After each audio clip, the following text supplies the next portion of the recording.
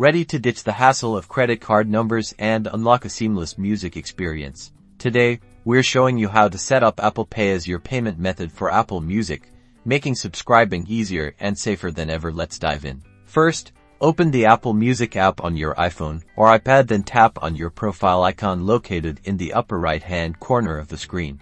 This will bring you to your account settings. Scroll down and tap on Manage Subscription. Next, look for the Payment Information section here.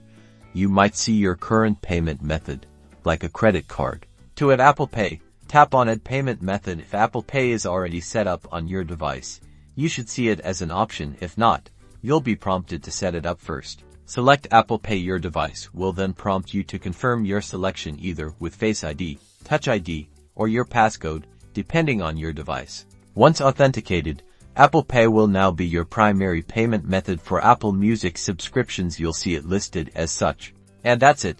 You're all set to enjoy millions of songs at free. Download your favorites for offline listening and explore new artists, all with the convenience and security of Apple Pay. Now you can groove without the payment fuss. Like this video and subscribe for more Apple tips and tricks.